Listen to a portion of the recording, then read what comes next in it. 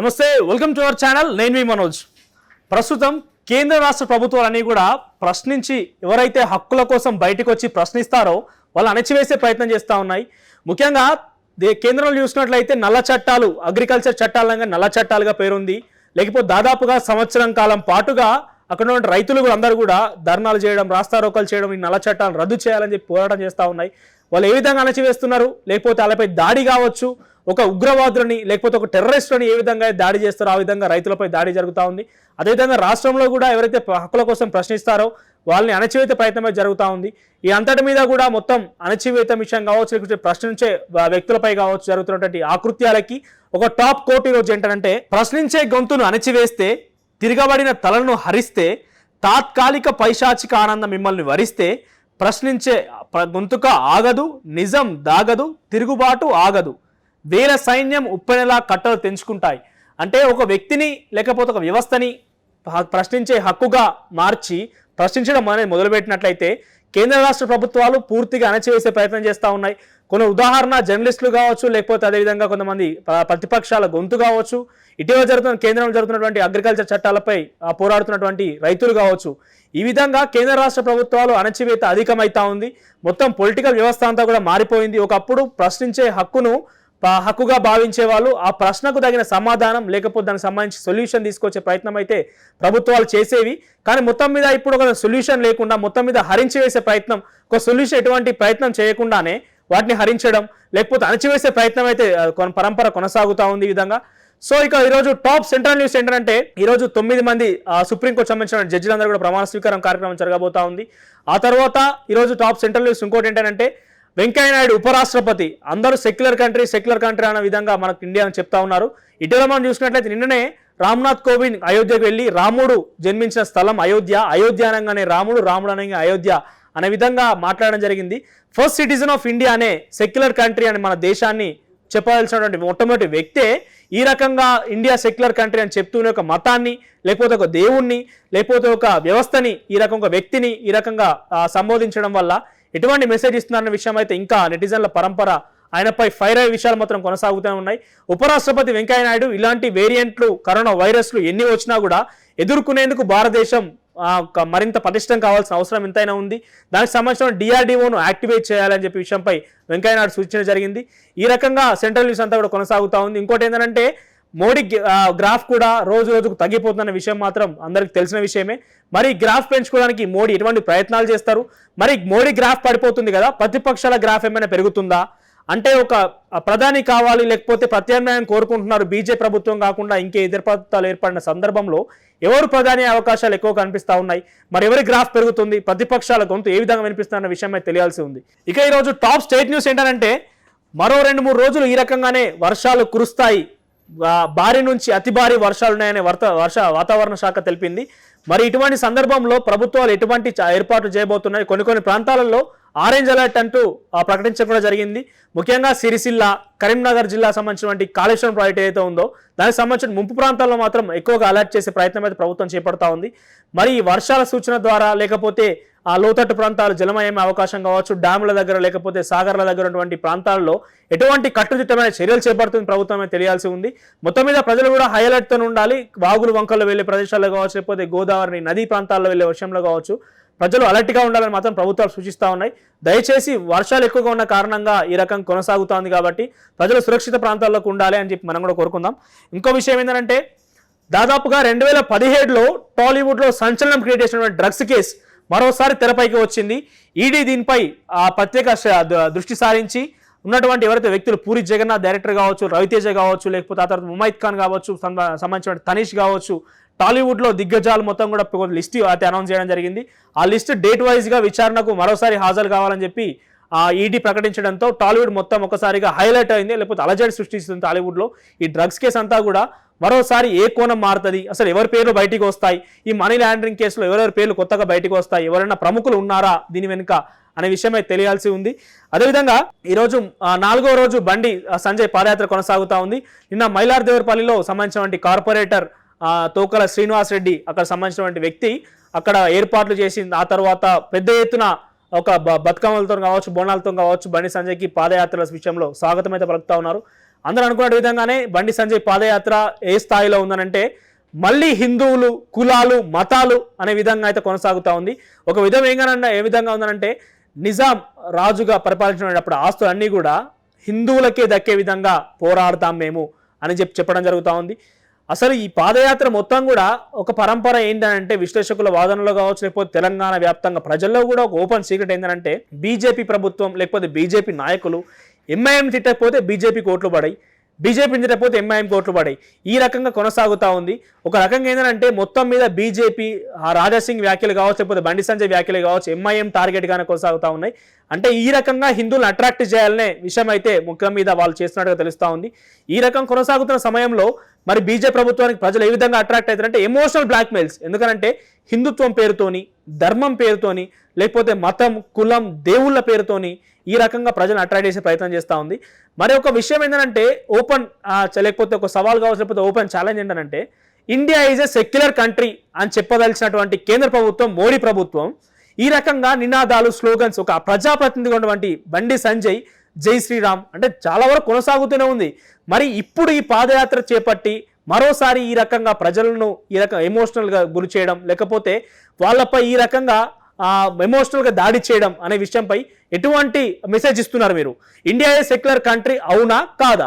Secular country అనే విధానం ఎందుకనంటే ఇండియా ఓ సెక్యులర్ కంట్రీ అంటే ఒక దేవుణ్ణి కానీ, లేకపోతే ఒక మతాన్ని కానీ, ఒక కులాన్ని కానీ, ఒకే ఒక్క వ్యక్తిని కానీ ఆ సింగిల్ డెసిషన్ ఉండకుండా అందరి మన వాళ్ళే సబ్కా మాలిక్ ఏక్ హే అనడమే ఇండియా యొక్క ముఖ్య ఉద్దేశం. మరి ఈ రకంగా కొనసాగించకుండా జై శ్రీరామ్ అంటూ, హిందూ అంటూ, ధర్మం అంటూ, హిందుత్వం అని అంటూ వేరే కులాల మతాలపై తీవ్ర స్థాయిలో విరుచుకుపడడం ఏ విధంగా సంకేతాలు ఇస్తున్నారు మీరు? ప్రజలకు ఏ విధంగా మెసేజ్ పంపిస్తున్నారు విషయం అయితే వాళ్ళ విజ్ఞతగా వదిలేయాల్సి అవసరం అయితే ఉంది. ఆ తర్వాత మనకందరికీ హుజురాబాద్ అప్డేట్. తెలంగాణ వ్యాప్తంగా ఏం నడుస్తుందంటే హుజురాబాద్ కేంద్రంగా రాజకీయ సమీకరణలు మారుతా ఉన్నాయి. ఇప్పటివరకు కూడా కాంగ్రెస్ పార్టీ తన అభ్యర్థిని అక్కడ ప్రకటించలేదు. టీఆర్ఎస్ పార్టీ గెలు శ్రీనివాస్ యాదవ్ ఒక అభ్యర్థిని ప్రకటించడం జరిగింది. ఆ తర్వాత ఈటెల రాజేందర్ లేదా జమున అభ్యర్థిత్వంపై బీజేపీ ఇంకా క్లారిటీ ఇవ్వడం లేదు. అంటే ఈటెల రాజేందర్ తానే అభ్యర్థి అంటూ ప్రచారాలు దిగుతున్నప్పటికీ ఒకవేళ కొండా సూరయ్ కానీ బరిలోకి దించితే ఈటెల జమున కూడా అక్కడ పోటీ చేసే ఛాన్స్ ఉన్నట్టుగా తెలుస్తూ ఉంది. ఇది ఈ రకంగా. ఇంకోటి ఏంటంటే తెలంగాణ వ్యాప్తంగా హుజురాబాద్ కేంద్రంగా రాజకీయం మారుతుండడంలో సంశయక్తి లేదు. ఎందుకంటే సవాళ్ళు ప్రతి సవాళ్ళు, విమర్శలు ప్రతి విమర్శలు కొనసాగుతూ ఉన్నాయి. ఒక రకంగా అక్కడ టీఆర్ఎస్ పార్టీకి ఇన్ఛార్జ్గా వహించినటువంటి హరీష్ రావు ఈటెల రాజేందర్ పై విమర్శలు చేయడం, ఈటెల రాజేందర్ కూడా కేసీఆర్ హరీష్ రావు కేంద్రంగా వాళ్ళపై విమర్శలు గుప్పించడం లాంటి అనేకమైనటువంటి విషయాలు మనం చూస్తూ ఉన్నాం. మరి ఈ విషయాల వెనుక ఎవరు గెలుపోవటంలపై సందిగ్ధత మాత్రం ఇంకా కొనసాగుతూనే ఉంది. ఈసీ మాత్రం 31 వరకు ఇక్కడ హుజురాబాద్లో కావచ్చు, లేకపోతే ఎమ్మెల్సీ ఎన్నికల విషయంలో కావచ్చు ఎలక్షన్స్ కండక్ట్ చేయడంపై ఇదివరకే మద్రాస్ హైకోర్టు వాళ్ళకి చుక్కెదురు చూపించింది. అంటే ఎలక్షన్ కమిషనే ఒక మరణకాండ సృష్టిస్తుంది. కరోనా సంక్షోభ సమయంలో ఇటువంటి ఎన్నికలు చేపట్టడం వల్ల కరోనా ప్రబలే అవకాశం ఎక్కువగా ఉంది కాబట్టి ఒక మర్డర్ చేసే విధంగా ఎన్నికల కమిషన్ అక్కడ ప్రయత్నాలు చేస్తోందని మద్రాస్ కోర్టు అక్కడ ప్రకటించడం జరిగింది. ఆ తర్వాత ఎన్నికల కమిషన్ కూడా రాజకీయ పార్టీల అభిప్రాయం కోసం సేకరించడం జరుగుతూ ఉంది. మరి ఈ అభిప్రాయ సేకరణలో ఈ నెల 31 వరకు అంటే ఆగస్టు ఈ రోజుతో లాస్ట్ ముగియనుంది. మరి ఈ 31 వరకు ఎటువంటి అభిప్రాయాలు సేకరించారని ఓవర్గా చూసుకున్నట్లయితే అన్ని పార్టీలు కూడా ఎలక్షన్స్ కంపల్సరీ కండక్ట్ చేయాలని కోరుతున్నట్టుగా తెలుస్తూ ఉంది. అదేవిధంగా ఇంకో విషయం ఏంటంటే ఆంధ్రప్రదేశ్లోని బద్వేల్ నియోజకవర్గం చెందినటువంటి వెంకట సుబ్బయ్య ఒక ఎమ్మెల్యే చనిపోవడం ద్వారా అక్కడ ఉప ఎన్నిక అనివార్యమైపోయింది. సెప్టెంబర్ 28 లోపు అంటే మన నియమావళి ప్రకారంగా ఎన్నికల కమిషన్ నియమావళి ప్రకారంగా అక్కడ మరోసారి ఎన్నిక నిర్వహించి అక్కడ మరోసారి ఎమ్మెల్యే ఆ సభ్యత్వానికి ఒక వ్యక్తి కంపల్సరీగా రావాల్సి ఉంది. అదే సందర్భంలో దానితో పాటుగా హుజురాబాద్ ఎన్నిక కూడా కండక్ట్ చేయాలి. దీంతో మనం పోల్చుకున్నట్లయితే ఈ కంపారిజన్ లేకపోతే ఎలక్షన్ కమిషన్ ఆ విధంగా ఆలోచిస్తే సెప్టెంబర్ 1 లేదా 2వ వారంలో, మొదటి వారం లేదా 2వ వారంలో ఎన్నికలు దాదాపుగా 12 లేదా 13 తేదీల్లో ఉండే అవకాశాలు మాత్రం ఎక్కువ కనిపిస్తూ ఉన్నాయి. మరి నోటిఫికేషన్ ఎప్పుడు ఇస్తారు అనే విషయంపై ఎటువంటి క్లారిటీ అయితే లేదు.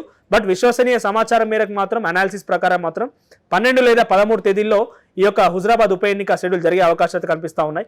ఇక హుజురాబాద్ షెడ్యూల్ ప్రకారంగా అక్కడ పార్టీలు ఏ విధంగా కొనసాగిస్తున్న విషయం చూసుకున్నట్లయితే భారీ నుంచి అతి భారీ వర్షాలు పడుతున్నాయి కాబట్టి హుజురాబాద్ కేంద్రంగా లోతట్టు ప్రాంతాలంతా మునిగిపోవడం జరిగింది. ఆ ప్రాంతాల లేకపోతే ప్రజలను కలిసే విషయంలో హుజురాబాద్ సంబంధించినటువంటి నేత, అదేవిధంగా హుజురాబాద్ నాయకుడు, ఇటీవల ఎమ్మెల్సీగా నామినేట్ అయినటువంటి వ్యక్తి కౌశిక్ రెడ్డి ముందుకు సాగుతూ ఉన్నారు. అదేవిధంగా ప్రజల్లో కలిసి వాళ్ళు మనోధైర్యం నింపే ప్రయత్నం చేస్తూ ఉన్నారు.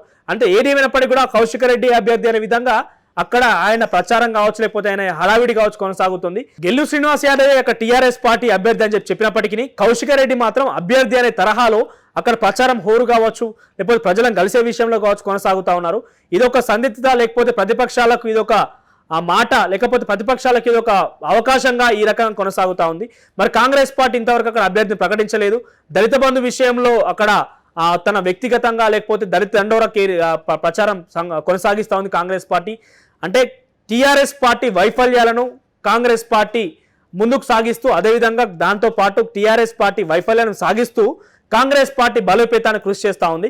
ఈ రకం కాంగ్రెస్ పార్టీ అక్కడ అభ్యర్థి ప్రకటనపై ఈరోజు ప్రకటిస్తారు లేకపోతే నిన్న ప్రకటిస్తారు రేపు ప్రకటిస్తారన్న వాదన మాత్రం చెక్ పెట్టేసి సెప్టెంబర్ 10 లోపు లేకపోతే షెడ్యూల్ విడుదలైన తర్వాతనే అక్కడ అభ్యర్థిని ప్రకటించే అవకాశం ఎక్కువ కనిపిస్తున్నట్టు తెలుస్తూ ఉంది.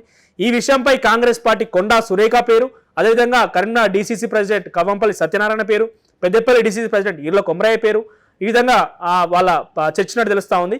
ఇంకో విషయం ఏంటంటే కాంగ్రెస్ వర్గాల్లో గాంధీ భవన్ చర్చల్లో ఒక హాట్ టాపిక్ ఏంటంటే ఒక సీల్డ్ కవర్ మాణిక్యం ఠాకూర్ సంబంధించినటువంటి తెలంగాణ ఇన్ఛార్జ్ కాంగ్రెస్ పార్టీ వ్యవహారాల ఇన్ఛార్జ్కి ఒక సీల్డ్ కవర్ ఉందని తెలుస్తోంది. మరి అందులో ఎవరి పేరు ఉంది, ఎప్పుడు ప్రకటిస్తారు అనే విషయం అయితే ఇంకా తెలియాల్సి ఉంది.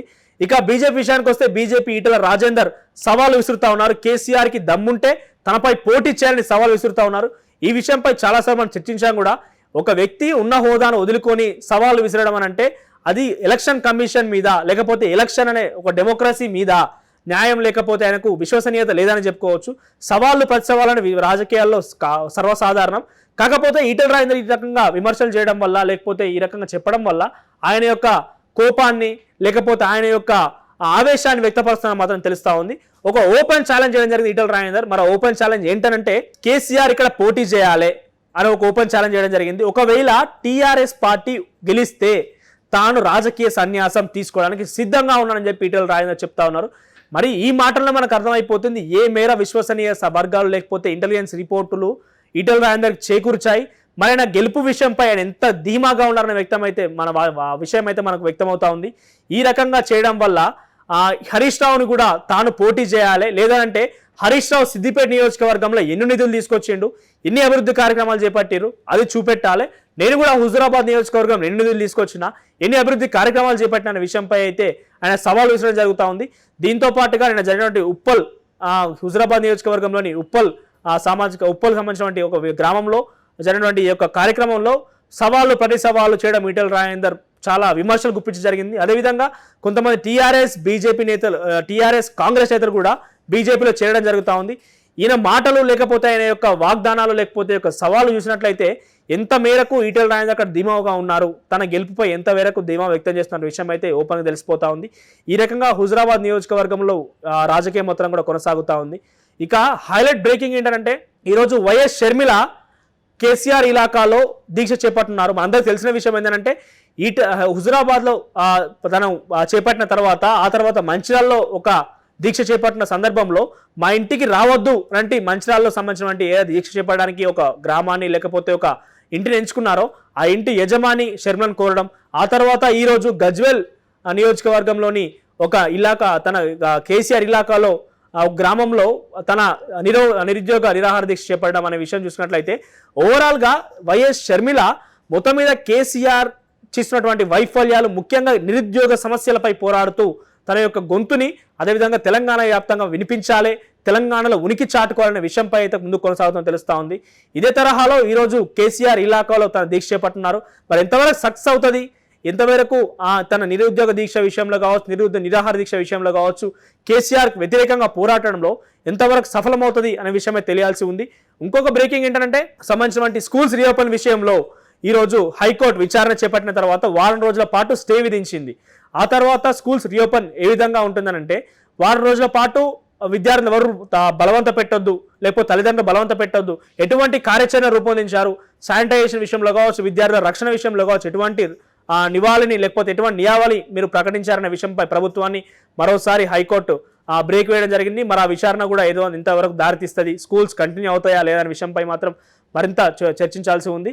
ఇంకొకటి ఏంటంటే వైఎస్ఆర్ సతీమణి వైఎస్ విజయమ్మ అప్పుడున్నటువంటి 2004 నుంచి 2009 ఆ తర్వాత 2014 వరకు కూడా వైఎస్ఆర్ హయాంలో మంత్రివర్గంలో ఉన్నటువంటి వ్యక్తులని వైఎస్ఆర్ సన్నిహితులని వైఎస్ఆర్ అనుచరులని మరోసారి సెప్టెంబర్ 2వ తేదీన అంటే ఎల్లుండి ఆ వైఎస్ఆర్ వర్ధంతి కారణంగా అందరినీ ఒకసారి ఒక తాటిపై తీసుకురావాలి, లేకపోతే వాళ్ళతో చర్చలు జరిపే విషయమై తెలుస్తూ ఉంది.